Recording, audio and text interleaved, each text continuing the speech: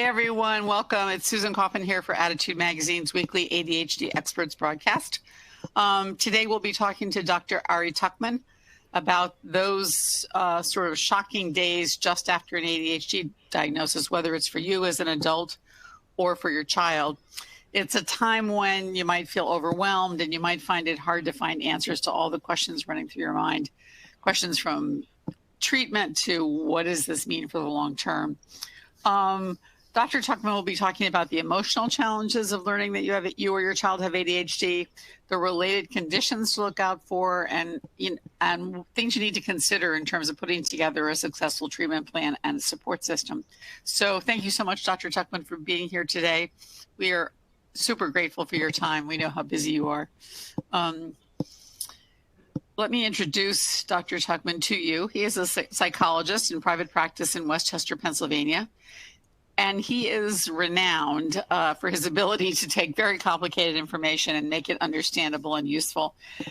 Please have a look out for his 4 really excellent books on adult ADHD. One is forthcoming, ADHD After Dark. He has also published Get More Done, More Attention, Less Deficit, and Integrative Treatment for Adult ADHD. All of them are highly recommended. He is also the host of the More Attention, Less Deficit podcast, which has over 100 episodes you might want to listen to and has more than 1 million downloads. So have a look for that. I know all of you listeners appreciate audio information. Dr. Tuckman is very active with both CHAD, where he's the co-chair of the conference committee, and here at Attitude, and we're all really happy to have him back today. I want to thank the sponsor of our webinar today. Our sponsors we're super grateful to them. Today's sponsor is Play Attention, which is the neurocognitive training program, which is designed to strengthen both executive function and self-regulation and focus. It's a comprehensive system. It includes a NASA-inspired technology, cognitive training, behavior shaping, parent coaching, and a lot more. So call 1-800-788-6786. That's 800-788-6786. Or click on playattention.com to request a free professional consultation. As always with Attitude's broadcast, Dr. Tuckman will present his slides and then take as many questions as time permits. Before he starts his presentation, we just want to ask you to tell us and share with the other listeners, how new are you to your ADHD diagnosis? Are you just diagnosed? Were you diagnosed many years ago, or is it somewhere in between? I'll be curious to see the answer to that, because we find on average at Attitude that people are sometimes 4 to 5 years after their diagnosis and still looking for information. While you're answering that question, let me just say that don't forget this is a bandwidth intensive software. It's really important that you close any outstanding links or software that you have open on your site. If you have hearing problems, that'll be the main reason, a bandwidth issue. So that's it. Okay, so we have 54% who were just diagnosed. 17% were diagnosed many years ago, and everybody else is in the middle. Okay, not a surprise. Let me turn it over to Dr. Tuckman. Please post your questions as they occur to you in the Q&A box. And we'll look forward to seeing your questions. Thank you. Okay, so here we go. Welcome, everybody. Thanks for coming out during your lunch if you're on the East Coast, and I guess late morning if you're on the West Coast, and maybe middle of the night if you're somewhere internationally. So what we're going to talk about today is how to sort of adjust to a diagnosis of ADHD. Not that this is like a one-time event that you do it and then it's done, as all those folks who filled out the survey and indicated that they're kind of old-timers to a diagnosis of ADHD. You keep adjusting, life keeps changing, life brings new challenges, new supports, etc. So, this process of adjusting is definitely an ongoing one, but I think it tends to be a bit front-loaded, that there's a lot involved in figuring out what this diagnosis means. How does this explain the past, perhaps? How, what implications might this have for the future? And, That's true whether it's your own ADHD, if you're an adult with ADHD who's listening, or it's a romantic partner of yours who is just diagnosed with ADHD, or you have a kid or two or more with ADHD. So, this will really apply kind of across the board, whether it's your own ADHD or a loved one's ADHD. Now, one of the things that we know from the research, and because if this wasn't true, you wouldn't be here, you'd be doing something else, is that ADHD makes life harder. I mean, it just does. And not just at school. And it doesn't end at 3 o'clock when the bell rings, and it doesn't end at graduation when you leave high school. Yeah, definitely it does show up in the classroom, but it also shows up at home during homework. It shows up for adults in the workplace. It shows up for adults in terms of relationships, dealing with just the stuff of life that we all have to deal with. So paying bills, loading the dishwasher, remembering kids' permission slips, et cetera, et cetera. That, ADHD can potentially have a negative effect on all these different parts of your life. So that's the bad news. Now, the good news is that these struggles are much more kind of prevalent, they're much more significant before you understand that it's ADHD. Once you understand, oh, this is why, this is the reason, all of a sudden some things begin to kind of fall into place, and life generally does get better. Maybe it's not perfect, but it definitely gets better.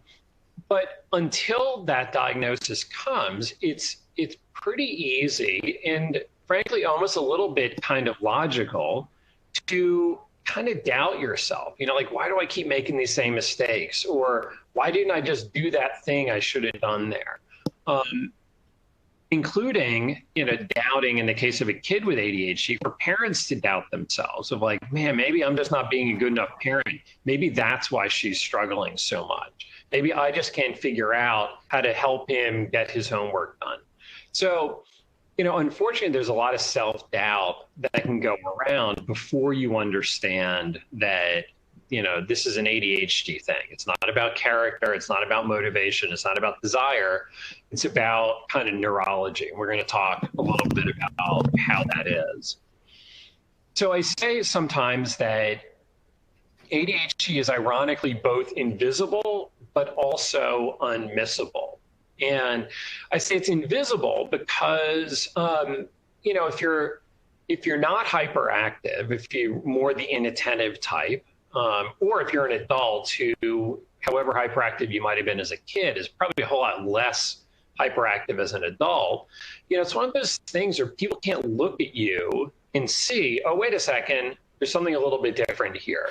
If you're in a wheelchair or if you have a broken leg, people can look and say like, oh, okay, yeah, I need to adjust my expectations for what this person is capable of easily. But with ADHD, I don't know, like you look kind of normal, people just assume that you're able to do the things that you need to do. And yet, unfortunately, some of the symptoms of ADHD or some of the sort of fallout that can come from having ADHD can be really sort of painfully obvious also to yourself, but maybe also to other people. Or as a friend of mine, Stephanie Sarkis, has said, and I've stolen this line because I think it's awesome, ADHD is the worst kept secret, that you don't have to tell people I have ADHD because they'll notice some of what you do and they will draw their own conclusions. May not say, oh, that person has ADHD, but what they'll notice is things like, man, she's always late to stuff, or God, his desk at work is like the worst in the whole office, or why doesn't she remember the stuff that I tell her, or he keeps interrupting me when I'm trying to talk, right? So people notice these behaviors. And then what happens is that people assume intent based on what they observe. So we assume character based on behaviors. And like mostly that works pretty well. You're not inside someone's head. You don't really know what kind of a person they are. You don't really know what they meant or what they're thinking or feeling. But you can get a pretty good idea. Like as social animals, like we're pretty good at reading generally what people are all about. The problem is that ADHD can make it harder to do what you intend to do. So you may totally understand why it's important to be on time. You may absolutely value your friend's time, and yet that doesn't mean that it's easy to get there on time. So if you show up late, your friend might make some assumptions. I guess you don't value my time enough to show up on time. You must feel like you're more important than I am. It's not completely illogical for them to make that assumption. It's just not accurate in this case. And fine, like we've all had our kind of bad moments, but if this happens too often, it can really begin to kind of color how you see yourself and how other people see you. So a diagnosis then, finally getting that diagnosis of ADHD, whether it's for your 6-year-old or if you're 70 yourself and finally got diagnosed, can be a real sort of blessing and a curse. On the one hand, I've had lots and lots of people in my office where they get the diagnosis and like all of a sudden it all makes sense. It's sort of like all the stars align, everything fits together, sort of like the clouds part, the sun beams down and the angels sing kind of a thing. Or it's sort of like the big reveal at the end of the mystery novel where you go, oh, it was the butler, right? That's why the kitchen floor was wet, right? Like all the pieces sort of finally come together in a way that they never did. And maybe you saw some other therapist or your GP or a psychiatrist who said, oh, I think you're anxious. And maybe they put you on Prozac for anxiety. Okay, it's not wrong. I mean, yeah, you are anxious, but it's not the whole story. It doesn't explain enough. There's always this part that's like, yeah, but still, even when I'm not anxious, I still have trouble getting my stuff organized. I still procrastinate on getting things done. This is where the diagnosis of ADHD can kind of fill in those blanks. Now, the dark side of this is for some people, it can feel like sort of official confirmation. There's something wrong with me, with you, with him, with her, that it's like, yeah, I always knew there was something kind of screwy there. And like, I get it that that can feel bad, but hopefully most of those people kind of get to a better point of it, that they understand that, okay, if I understand myself in a better way, I know a lot better what to do with it. Like I got more options if I understand that this is an ADHD thing. It means I don't need to figure it out on my own. I don't have to start from scratch. Other smart people have come before me. They've come up with good ideas about how to manage ADHD. All right, cool. Now I have a better sort of path forward. So, you know, a label like ADHD, a diagnosis, an explanation, whatever you want to call it, it doesn't change what is, you know, like your brain wiring is what it is, regardless of what we call it. But what it does do is it changes how you understand it and therefore what you might do about it. So if the explanation you have is anxiety, that's going to suggest certain treatments and strategies. If the explanation you have is lazy, that's going to suggest other explanations and strategies. But if you know that this is an ADHD thing, it's going to suggest treatments and strategies that are much more likely to actually get the job done in terms of making your life better or different somehow. Now, some people, when it comes to adjusting to a diagnosis of ADHD, kind of get hung up in this idea of like normal or abnormal. So like, I get it on the one hand, but I don't think it's helpful. And by helpful, what I mean is, like, what do you do with it? Like, okay, maybe you're more normal or you're less normal. Like, so what? How does that change what you do? So ultimately, normal is really kind of a statistical term, meaning that you're falling kind of somewhere in the average or the distribution of variation fits a certain kind of a shape, so to speak. But ultimately, all of us, ADHD or not, whatever or not, like we've all got strengths and things that we're good at. We all have weaknesses and things that we struggle more with. We've all had successes of things that have gone well. We've all had failures of things that have not at all gone well. Folks with ADHD tend to have, because this is what ADHD is, certain specific weaknesses, but also other things that are completely unaffected by ADHD. And therefore, these people have lots of other strengths as well. So in some ways, as much as ADHD tends to make certain struggles a bit more likely, it's not unique. Like ADHD doesn't invent new problems, so to speak. Ultimately, everybody has the same goal, which is to create a meaningful life for ourselves, for our family, for the people we care about, by using our strengths in the most sort of effective and resilient way, and to compensate for our weaknesses or not be too limited by the things that we're not as good at. Now, within that idea of a meaningful life, I think it's important to remember that there's a lot of ways to live a meaningful life. And what's meaningful to me may not be what's meaningful to you, but that's okay. And it may be that ADHD changes some of what a meaningful life looks like. And we'll talk about that in a few minutes, but we'll take a little sidestep here. So when something happens, we probably have a variety of ways to respond to it. And, how we feel about what happened is partially determined by what happened, but also partially determined by how we interpret what happened. So I'll just kind of give an example. I had a client this morning who was flying home from business, had a connecting flight, missed the connecting flight because the first flight was delayed, got stuck sleeping over at a hotel at the airport, came home the next day. Okay, fine. That sucks. It's aggravating. We've probably all been there. But he was actually rather surprised. He wasn't really that angry about it. I mean, he wasn't happy about it, but it was just sort of like, well, this just is what it is. There's nothing I can do about this, and being angry isn't going to change it. So in that case, it was his interpretation of recognizing that this is inevitable. It can't be changed. I'm going to focus on having the best time I can. So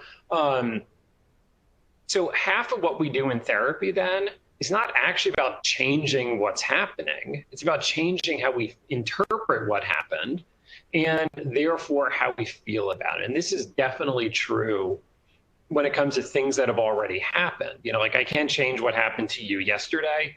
I might be able to help you understand yesterday. I might be able to help you apply some of that to tomorrow. So maybe tomorrow doesn't look quite as much like yesterday. But, your life up to this point is what it is. But what's really helpful in terms of a diagnosis of ADHD is that it can help you understand the past in a different way. Oh, it's not that I'm not smart enough. It's that I have trouble getting going on things before the last minute, and therefore I don't always do my best work, for example. So that sort of feeling of enlightenment, a feeling of like, oh my God, this makes so much more sense, that comes with a diagnosis of ADHD is a lot of that it involves sort of reinterpreting the past in hopefully a better kind of a way. And by better, what I mean is, first of all, actually more accurate, but also that you can sort of feel a bit better about it. You don't have to beat yourself up quite as much. So changing how we feel about something might then change how we approach it next time. That if you recognize like, oh, this is an ADHD thing, and because it's an ADHD thing, it means I need to do some things differently than the stuff I've been doing that doesn't work. All right, cool. That's not a bad place to be, as opposed to continuing to do the same stuff that hasn't been working. When something new shows up in our life, for example, diagnosis of ADHD, but it could also be another life transition of like changing jobs or having a kid, or your last kid moves out, or, graduating college, or getting a promotion, ending a relationship, starting a relationship. Any new changes like that can add uncertainty about what to expect. It kind of changes the mental math of like, well, what's my life going to bring? What's going to happen next? What should I expect as more likely? What might be less likely? On the one hand, a diagnosis of ADHD can add uncertainty, especially in the beginning where you're like, whoa, what is this ADHD thing? I don't know what that means. Like, Can I expect my kids still to go to college if they have ADHD, or do I need to change that, for example? But the good side is getting a diagnosis can also increase your certainty. It helps you understand a little bit better what's going on, and therefore predict a little bit better what to expect next. Now, the problem with uncertainty, though, is that it's really easy to project all our fears and doubts and anxieties onto that uncertainty. Like, what's going to happen to me? Can I be successful at work? Now I have this ADHD diagnosis. What's my life really going to look like? And, sometimes we sort of compensate for that by kind of diving into education mode, like listening to a webinar on ADHD by Adhd, or buying a book, reading a blog, going to a conference, talking to talk to the doctor, talk to your friends, go to the local CHAD meeting and see what they're saying there. And that's a really good thing, because educating yourself about something, whatever it is, can decrease some of that uncertainty, that you know a little bit better what to expect. And that's good, but only up to a point. I think it's also important to know when to kind of leave well enough alone, when to walk away for a little while, when to just sort of live some life, when to let what you've already taken in sort of ferment a little bit before kind of diving back in. And, parents who over-control their kids, spouses who over-control their partners, or people, adults who over-control themselves, might be an attempt to sort of reduce some of that uncertainty. That thing of I'm going to control everything I can to make these negative outcomes less likely. And I totally get it. And yet there comes a point where sometimes kind of letting go a little bit and breathing a bit might be the better option. And certainly if you, try some treatments or some medication or some therapy or coaching or an organizer or whatever, that might narrow the range of what you might expect here. You may begin to realize okay, I can see where this is going to go. So in this process then of adjusting to a diagnosis, educating yourself, trying different treatments or different providers, it sort of brings up the question moment to moment, what can I influence now? At this point today, what can I do something about?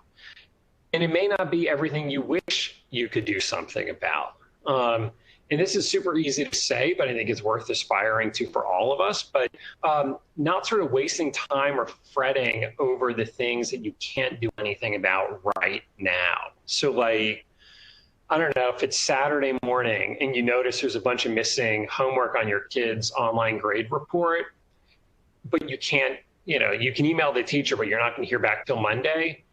That may not be a thing that you can do anything about now.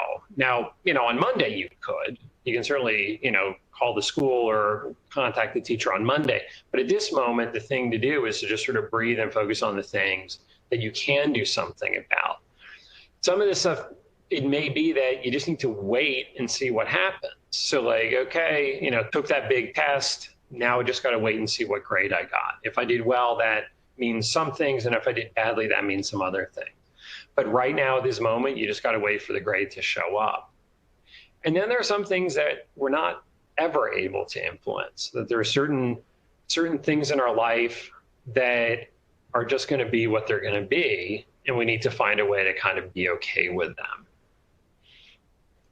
But the good news in all of this, and this is why a diagnosis of ADHD is so important, is that if you understand it's ADHD, there's a lot that we can do about it.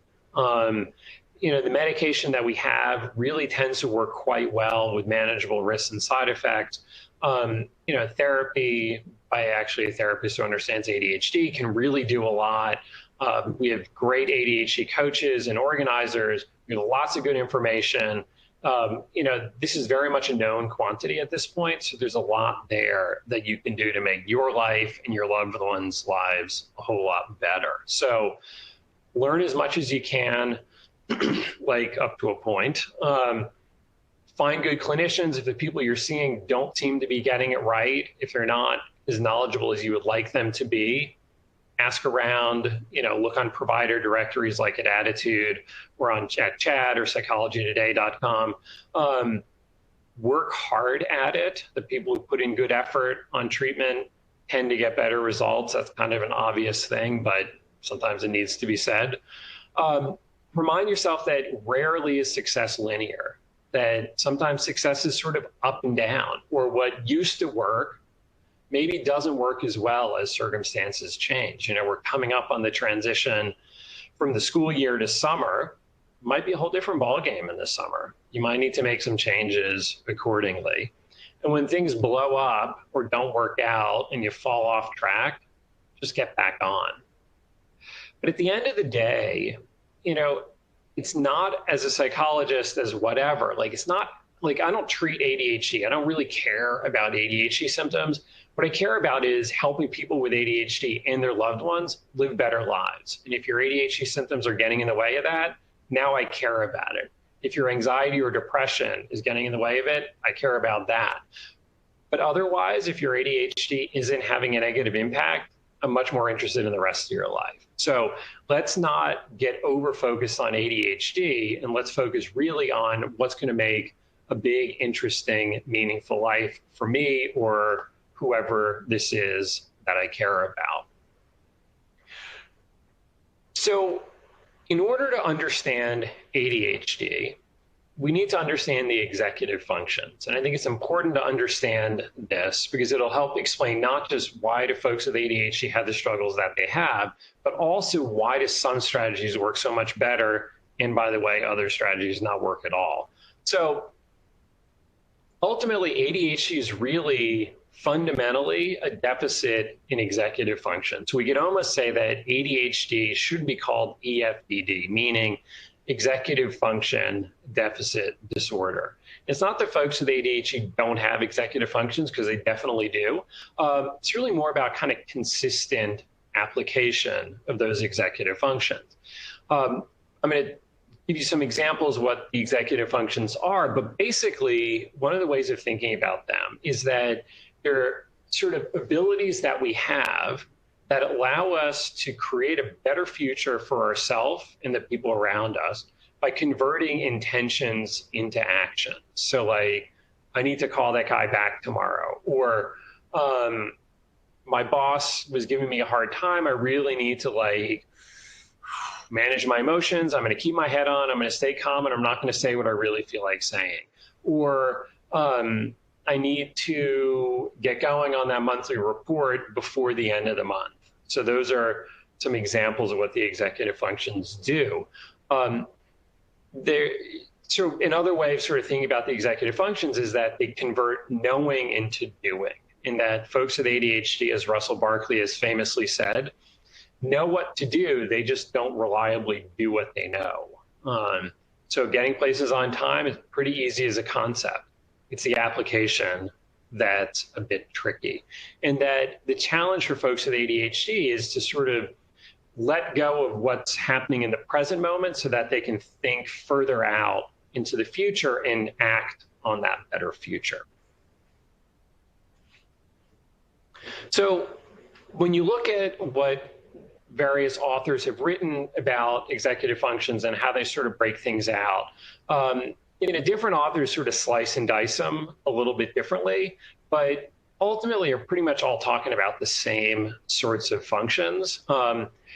In the writing that I've done in my workbook, I break them out in terms of these 6. So the first is working memory, which is basically like remembering what we are paying attention to. So when you look at a phone number on the page and start typing it into your phone, that's your working memory. When you're in a conversation and someone is talking, you're like, ooh, I have something to add to that.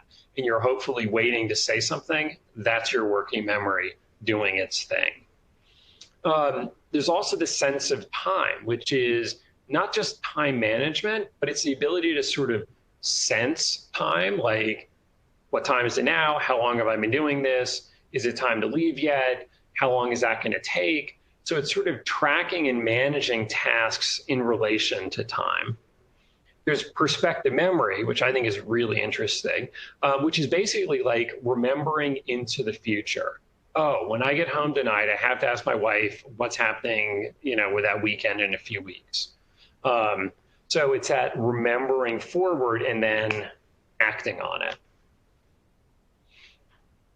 We also have emotional self-control, which is managing not just sort of what you feel, but how those emotions are expressed. And often folks with ADHD, they sort of feel the right things, so to speak. They're sort of appropriate to the situation, but may wear their emotions a bit more on their sleeve. So they're a little bit more out there, which if they're excited can be a lot of fun, but if they're mad can be a lot less fun. There's also the executive function of self-activation, meaning the ability to kind of like, as I say, self-generate motivation. So folks with ADHD have a harder time getting going on things and tend to wait longer to start and are more driven by the pressure of the deadline rather than, I should, I know it's not due for a while, but I should probably get started on it.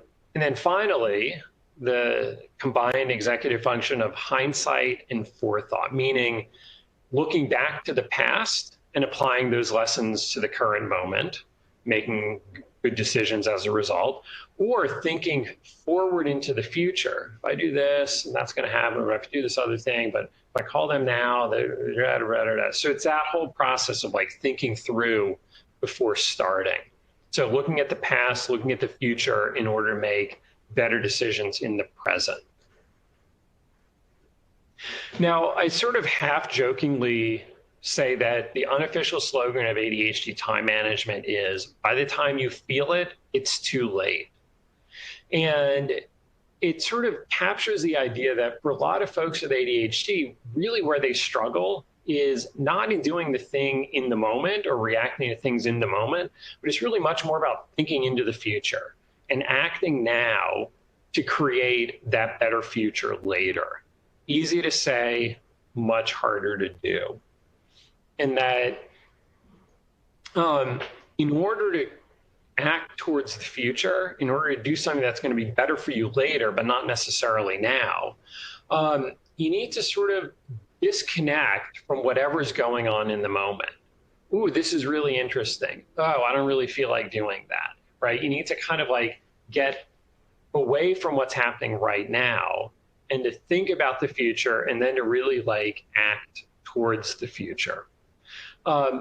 Which brings us then, and this is sort of based on Russell Barkley's response inhibition theory of ADHD, which gets really complicated. But, kind of the bottom line is that for folks with ADHD, really the sort of fundamental deficit is in the ability to sort of hold back a response to whatever is going in the moment so that the executive functions can do their thing. And it's one of the ways of thinking about it is the executive functions sort of live, so to speak. They operate in that space between stimulus and response. So when our executive functions work well, if we're working on something and, it's really kind of good to get it done, text comes through, give a quick look. That looks interesting. Pause. Let me think. If I look at that, am I going to get distracted? How long is that going to take? How important is it? On the other hand, if how important is it that I finish this thing that I'm doing, blah, blah, blah, blah. Perhaps then making a choice of, what? I'm not going to look at the text right now. This is more important. Let me get this done. I can look at the text later. Now, all that happens in sort of the flash of a moment, but it's that ability to sort of hold back that initial response. And where folks with ADHD get into more trouble or get themselves into trouble is they jump to taking a look at the text, getting pulled off onto the email that comes in, getting pulled off into whatever it is that the person who walks in their door kind of brings up, rather than sort of pausing and really thinking about how does this fit into the rest of what I'm working on, the rest of what my goals and priorities are. So it kind of brings up this question then, this idea of time management, of sort of prioritizing and making choices from within ourselves based on our goals and values, rather than simply responding to what the world brings us. It brings up the question, does time management serve free will, Or is free will really about time management, that we use our free will in order to manage our time? So, are we driven by whatever interesting stimuli kind of hit us from the world? Or do we make our own choices about what we let in and what we don't? And obviously the answer is like somewhere in between. But for folks with ADHD, they more often than folks without ADHD get pulled by whatever's most interesting around them, rather than making those better choices for the future based on what's going on inside their own head, so to speak.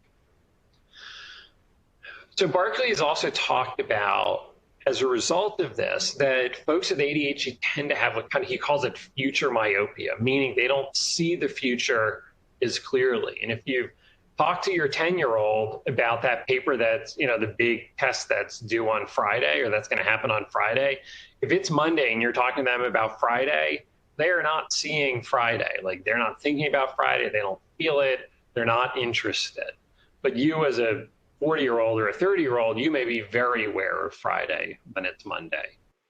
So it's kind of led to this kind of, it's not obviously this simple, but for folks with ADHD, it can feel like there's kind of two times. There's now and there's not now. And if it ain't now, it's not now. So either I'm doing it or it kind of doesn't exist. If it's not due now, I don't feel the pressure. I'm not working towards it. So folks with ADHD, and I kind of talked about this a little bit when I was talking about self-activation, tend to struggle with procrastination. And the reason is, the further out in time something is, in other words, the farther out on the time horizon, as it's called, the less they feel it. And because they don't see the future as clearly, they don't feel it as much, they're more driven by an impending deadline, which can create a lot of power struggles at home when someone who doesn't have ADHD, which could be a parent or a romantic partner, they start feeling the pressure and they start sort of pushing like, oh man, you better get going on this. And the person with ADHD is sitting there and it's sort of like, it's like a much ado about nothing kind of scenario. Like, what are you talking about? I've got like 3 days to work on that. So they just don't get it. And then the person without ADHD is looking at it, at their procrastination, they don't get that either. So it's sort of a situation where the two people are coming from very different places. So with a person with ADHD, then it can create the scenario of sort of like a whole lot of apathetic procrastination, sort of like, I'll get there when I get there. And then all of a sudden there's kind of frantic scrambling of like, oh, now I got to do it. I just got to bite the bullet and get it done. So this also then plays out that when the person with ADHD procrastinates on this test, that's happening tomorrow, stays up too late, doesn't get the grade that they want, and then feels bad about it, unfortunately, it doesn't necessarily change what happens on the next test. That, ideally they would say, you know what, one night of studying late at night, not getting a good night's sleep, not really a winning formula. I think I need to change up what I'm doing. And it's not that they don't get it. It's not that they don't understand that, like, you know what, a couple of nights of studying, getting 2 good nights of sleep, probably a much better way to do this. They understand it, but knowing it and doing it are not the same thing. So as a result, they make a lot of the same mistakes because of that, the sort of struggles with hindsight of looking back and saying like, all right, last few tests I had, how did I do? How did that work out? But then also kind of thinking forward into the future using forethought, they make kind of rather predictable mistakes of like, you know what, studying 4 chapters the night before, probably not going to work out well. And it's not that they don't get it, and it's not they couldn't have told you that ahead of time. But again, the knowing and the doing are not the same thing. And that's the place where folks with ADHD sort of struggle the most. Now, it's important to remember here that ADHD doesn't travel alone, meaning that if someone has ADHD, they're more likely to have something else as well, especially once they reach adolescence, especially once they reach adulthood. So that could be things like anxiety, depression, kind of substance overuse, which doesn't necessarily mean like full-blown alcoholism or addiction, but it could mean like kind of drinking more than they should or smoking more than they should. Definitely sleep problems, or at least bad sleep habits, which, sleep deprivation doesn't make anything better. So what was already difficult becomes more difficult, and it becomes more difficult as a direct result of having ADHD in the first place. Now, I sort of jokingly say, and again, see the truth within the joke, that ADHD can often cause anxiety and depression and other stuff, but just not always in the person who has ADHD. So sometimes it's the romantic partner or the parent who feels most of the anxiety and depression, and more so than the person with ADHD themselves. So obviously being anxious or depressed or whatever kind of makes your ADHD worse, or at least it makes your functioning, your happiness worse. So, it takes a bad situation and makes it worse. Then the question becomes, okay, so which should we treat first? And I've had lots of folks through my office who come in and, the person, let's say if it's a physician, we're talking about medication, they want to treat the anxiety or depression first. Had somebody in my office this morning whose doc wanted to do that. Okay, I get it. The problem is if some of your anxiety and depression is the result of your ADHD, then in other words, you feel anxious because your life is kind of out of control, treating your anxiety first is probably not going to be as helpful as it should be. So I always recommend, unless otherwise there's reasons not to, often the best thing is you treat the ADHD first. Treat that, see what shakes out on these other things. Partially because ADHD responds well to treatment, so let's see what it does. But also, if you're getting a 2-for-1 in a bad way, meaning untreated ADHD leads to untreated anxiety, maybe we can get 2-for-1 in a good way, where treating the ADHD makes the rest of your life a whole lot better. Treating ADHD then, I kind of talk about a 4-part treatment model. First is education, meaning educating yourself about ADHD. I'm a big fan of medication. I'm a psychologist. I don't write prescriptions, but I'm a big fan of medication for ADHD, at least, because it really works quite well.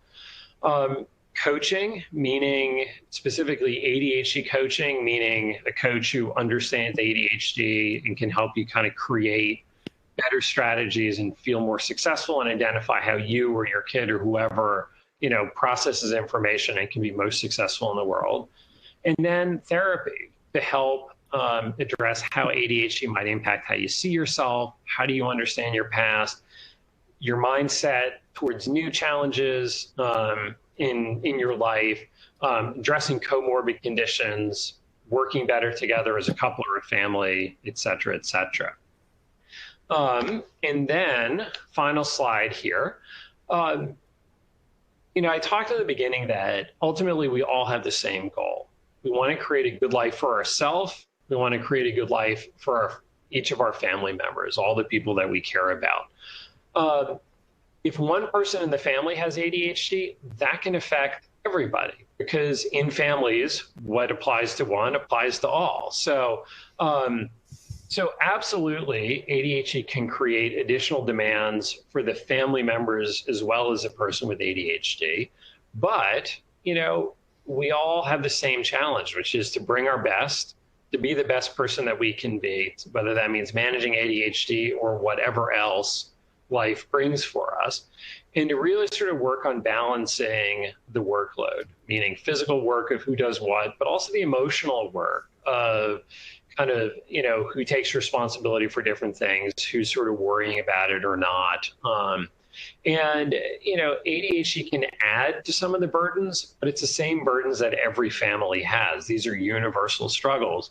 But I think that understanding ADHD, treating it well, and having the right mindset can make for a much better life for yourself and everybody else that you care about. So that is the question, or that's my presentation. That's great. Okay, listeners, please post your questions for Ari Tuckman in the time that remains. We've got a lot of great questions already, but I'd love to hear what you're thinking and about coming to terms with your ADHD diagnosis and how you're coping with it afterwards. So please post. Dr. Tuckman, a first set of questions that I want to bring to you are those around how to select a good practitioner.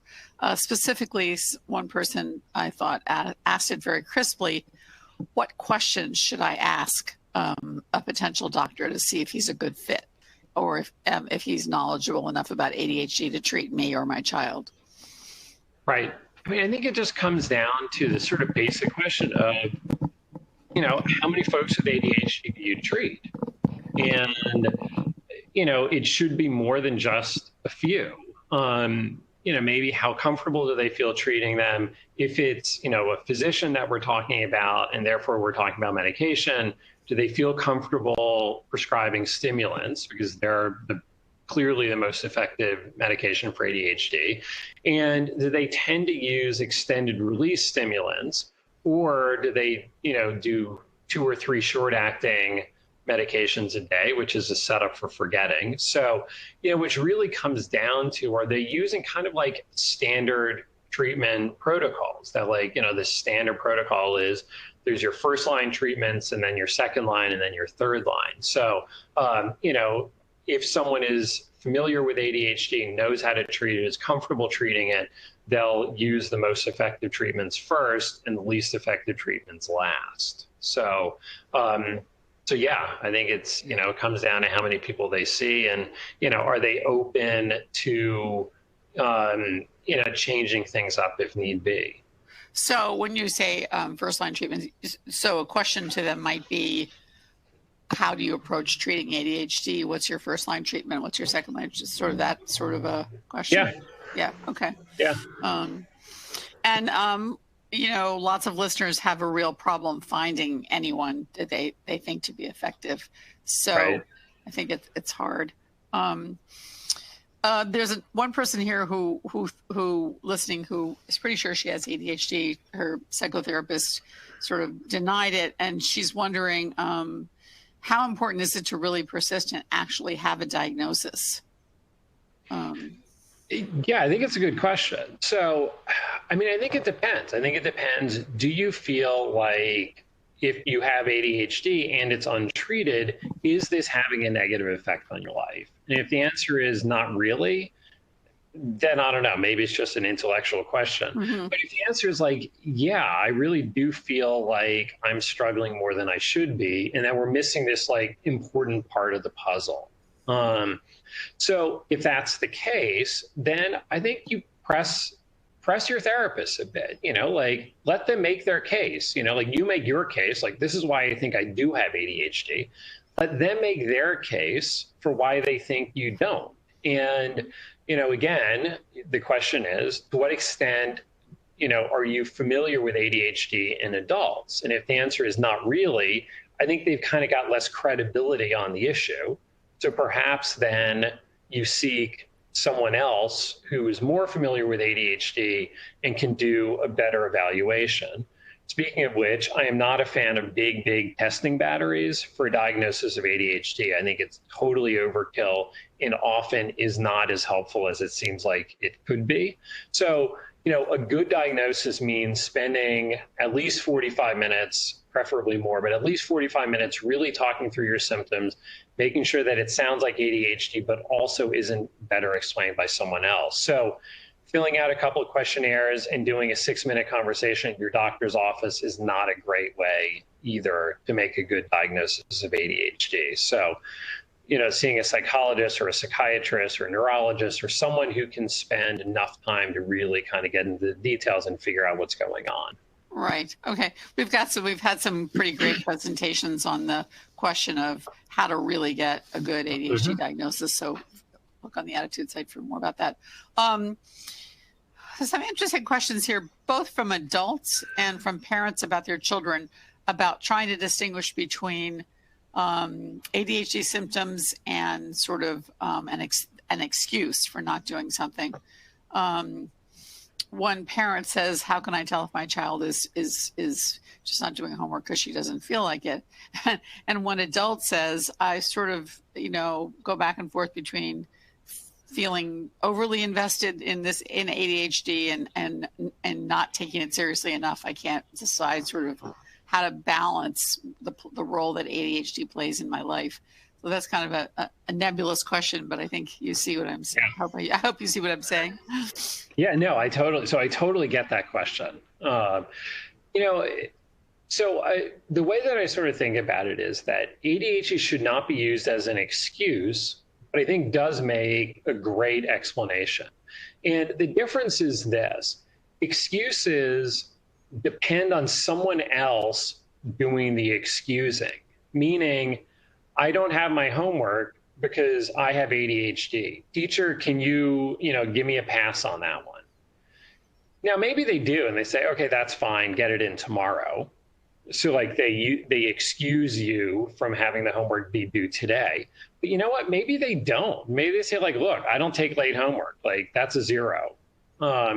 So by contrast, using ADHD as an explanation says, okay, so because I have ADHD, it's hard for me to get my homework done. That means I need to set myself up in other ways to make sure that I really get it done. So that might mean the cell phone's got to go away, or if I'm doing homework on a computer, I got to have, one of those browser blocker programs, like Circle or whatever that, will block YouTube and, gaming websites and things like that. Or because it's hard for me to write down what the homework is, I got to make sure to go on the school website and check what it is, or text a friend if I don't know what the homework is. So knowing this is ADHD makes it easier then to figure out what are the strategies that are going to be more effective.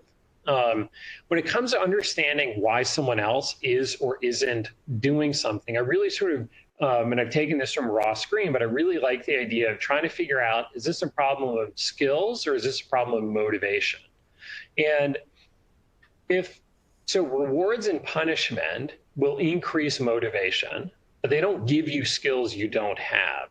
So if your daughter is not getting her homework done, if she starts to be punished for it, meaning like, sorry, you can't, play on the computer until you get your homework done, and she's still struggling to get her homework done, she should be pretty motivated.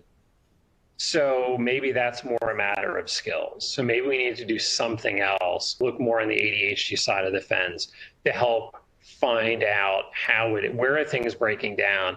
How do we help her get her homework done? Since now our motivations are aligned, we both want the same thing.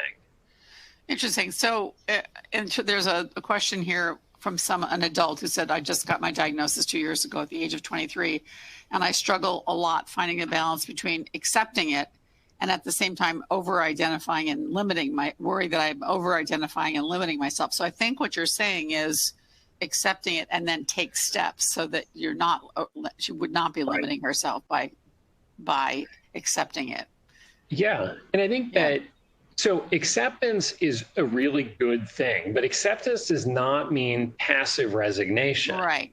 Meaning I have ADHD. Oh, well, what are you going to do? So it's accepting, like, I accept the fact that these things are hard for me or harder for me. Therefore, I will now take steps with that knowledge to address it. So like, that's the sweet spot in between. Mm-hmm. Mm-hmm. Okay. Yeah, I think that's really helpful. It's not a question of either or, accept it or limit yourself. Sort of on the same vein, there's another listener who said that her management is interpreting her inability to get work done as unwillingness. How can I get them to understand the difference between inability versus unwillingness? Right. Yeah. So on the one hand, like, I understand why her management might jump to that sort of obvious conclusion of unwillingness. Now, it happens to be inaccurate, but like, it's not an insane idea.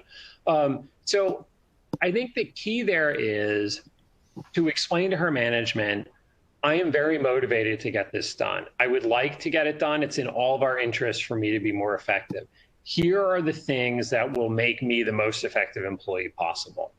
So now these are things that you got to be working at least as hard as anybody else on. You can't expect other people to work harder than you do, but to sort of help them understand, like the sales pitch is, we will all benefit if we can do some of these things in a little bit of a different way.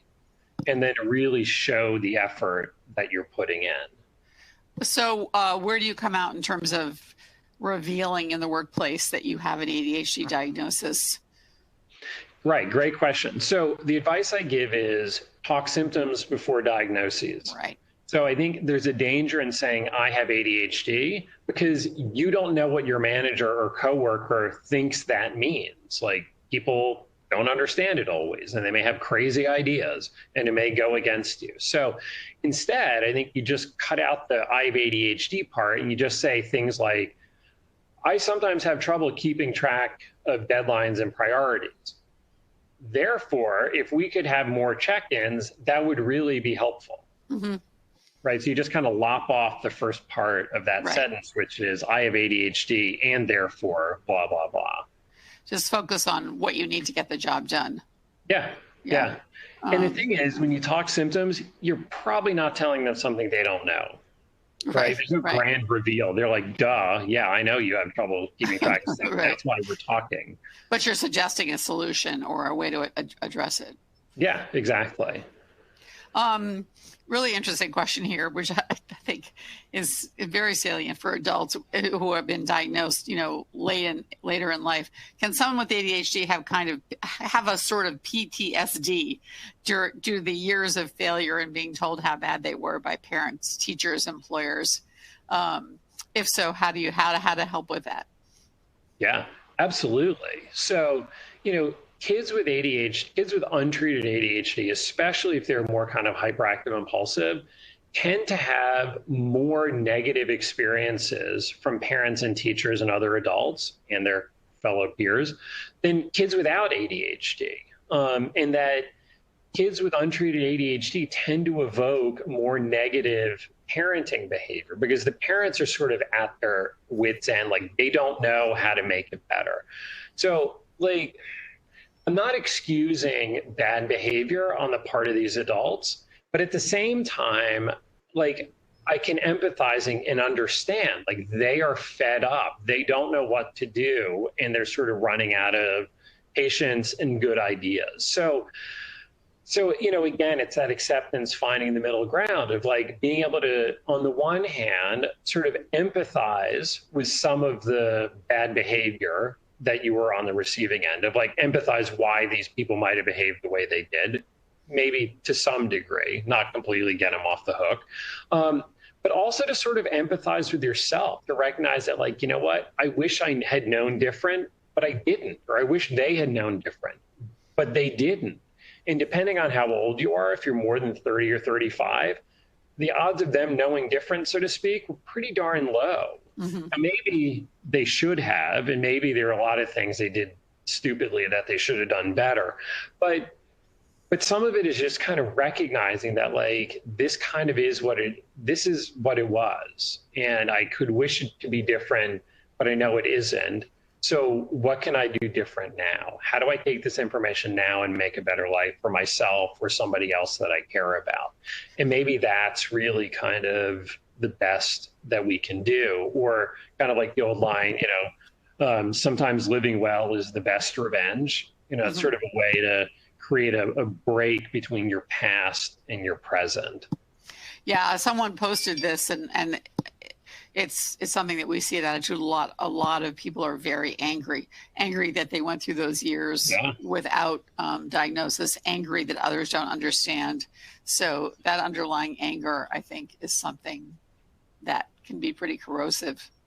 Yeah. And the thing is, they're not wrong. I get it. They should be mad. Totally they should be. And yet at the same time, there comes a point where the being angry doesn't make it better. Mm-hmm. It's like my client who got stuck in Chicago, when his flights got screwed up. Being angry doesn't make a plane appear, and I mean, that's a simple example, but so sometimes we have to go through that angry phase before we then hopefully eventually get to more the acceptance phase. Okay. Let's see. This is from an adult. Self-doubt has become more of a problem for me since a diagnosis. I'm 40 years old. I look back at a lot of mistakes, and I feel an impostor syndrome when I look at the job that I've taken on. any tips on how to cope with that? So first of all, totally common, that imposter syndrome, that it's this thing of like, yeah, sure, I'm getting it done, but man, if they only knew what it took. Mm-hmm. Especially if it involves staying late or working from home or other stuff, of feeling like you're really not doing the job that you should be. So, my advice is take that doubt and really sort of channel it towards doing what you need to do to be more effective in your life and to create a life that really does work for you. And that means somewhat maybe changing some things, doing some things differently, approaching some stuff in a different way. If your treatment providers aren't quite getting the job done, then find some who can. But also a certain amount of acceptance of like, you know what, this is just who I am. So there's a lot of strengths I bring to the world, but there's some things that I just don't. So like, I don't know, I have a teenage girl that I've been seeing who has a friend she has ADHD, very rigid friend, very clear expectations about how the world should be. My client is never going to match them. And for a long time, my client kind of let herself get talked into the idea that there's something wrong with her and that this rigid friend's way was the way. Mm-hmm. And, we've been talking about it, and she's come to a point to recognize, like, you know what, this is who I am. Like, and if you, the friend, don't appreciate it, maybe we need to not be as much of friends as we are. So, sometimes you got to change yourself. Sometimes you got to change the people around you or the situation that you're in. So it's kind of like, don't pretend to be all things to all people. Right. Yeah, it's tough. We don't have time, unfortunately, to address this topic, but there are a number of people whose spouses and families do not understand, and they're having a hard time getting that kind of empathy from the people in their family. So yeah, it's definitely tough. Sometimes those family members need to figure it out. Like sometimes it ain't your job and it ain't your problem. Mm-hmm. Help them be more okay with what you've got going on. Like be the best person you can be. But at a certain point, they got to learn to live with it. And by the way, you don't have to have ADHD in the mix to make each other crazy and to not understand each other. Like that's a universal struggle. ADHD can add to it, but it doesn't make it new. It doesn't create a new struggle. So, the challenge, I think, for all of us is to sort of act in a way that we feel true to ourselves, to try to be decent to the people around us, and yet also recognize in the part where it's like, you know what? I've done what I can do. You need now it's on you. Like you need to figure out a way to be okay with how things are.